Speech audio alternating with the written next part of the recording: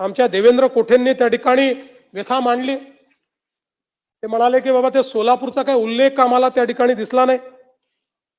खरं म्हणजे काही गोष्टी भाषणात येतात, काही फाईन प्रिंट मध्ये येतात, पण तरी देखील मी सांगतो की सोलापूरच्या IT पार्क करता त्या ठिकाणी आपण जागा ही चिन्हांकित केली आहे आणि जी काही काय दिलं रे बाबा, ठीक आहे,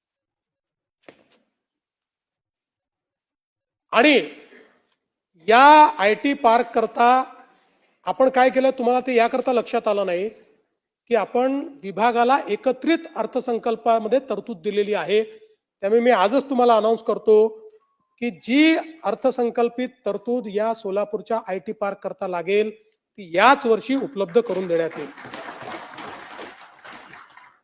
यासोबत सोलापूरच्या विमानतळाच्या नाईट लँडिंगच्या संदर्भात केंद्र सरकार सोबत आमची बोलणी अंतिम टप्प्यामध्ये आहे।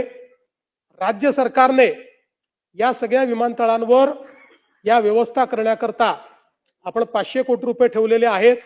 त्यामुळे सोलापूर विमानतळाकरता नाईट लँडिंगची व्यवस्था ही देखील आम्ही करू आणि त्यासोबत सोलापूर करता शासकीय अभियांत्रिकी महाविद्यालय हे देखील मंजूर करण्याचा निर्णय आम्ही घेतलेला आहे। आणि पालकमंत्री